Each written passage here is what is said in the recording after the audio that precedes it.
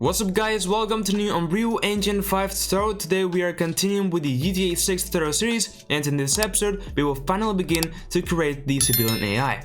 So we will use the Mass AI plugin in order to generate this zone grabs and move our entities around, and we can have a lot of them. They can interact with each other and it will be great. It's going to be a very easy video to follow, so let's get started. Alright, so the first thing I'm going to do is, enable some plugins. Let's go up into edit, go to plugins, and now let's search for mass. And you can see they have a couple of them appear. So we will need this Mass AI, which is on experimental plugin enabled. So just enable this and say yes. We know that it is in experimental, but we want to use it. The same with Mass Crowd, we also need that. The same with Mass Entity, which is in beta, and then Mass Gameplay. So we will need those four. So just make sure to enable them and click on Restart Now over here, so the plugins will be enabled. Okay, so the editor has restarted, and as you can see, the plugins are indeed enabled. Great, so now the first thing that we need to do is add a zone shape into our level. So the zone shape will basically be kind of the area and paths that the AIs will be able to navigate through. So to do this, let's go into this quickly to add to the project section, go to all classes, and with the cursor on top of this panel, we will just search on zone shape. And you can see that I have this zone shape, just drag it into our level around here maybe.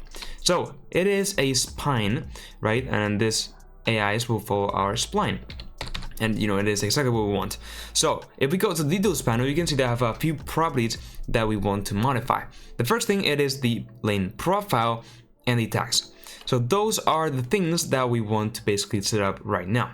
So the first thing we want to do is set up the tags. Now basically the tags will be things like our civilians, our police AI, our vehicles, and so on. So are the specific tags that this lane will apply for. So let's go into edit tags.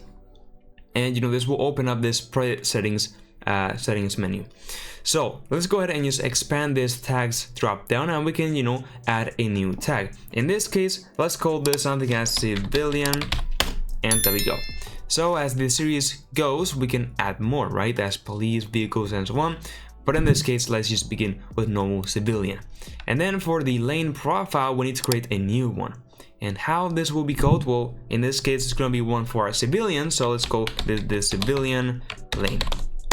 Great. And now we need to add different lanes into this profile. So how do we do this? Let's just go ahead and click here at element. And now we expand the drop down. We have some information that we can play around with. First of all is the width, how, the area that they can walk through. In this case, let's make this something bigger as 500. Then the direction, let's leave it as forward.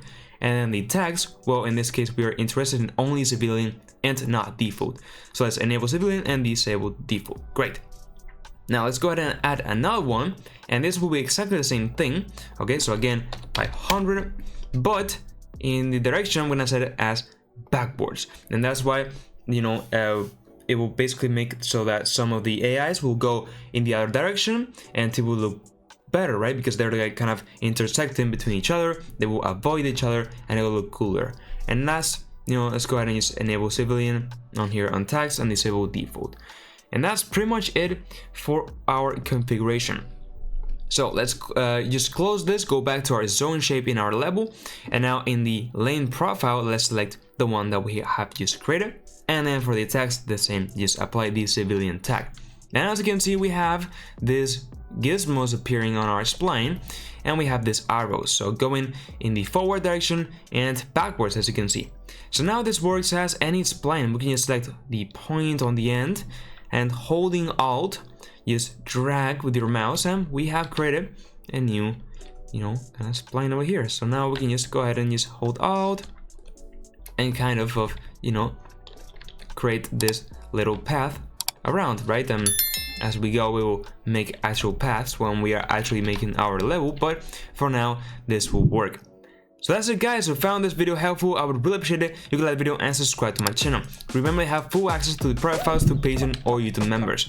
So in this first episode, we started to play around with the zone shapes and zone graphs, and in the next episode, we will start to create the data assets and configurations, so some AIs will start to spawn in some sections of our spline.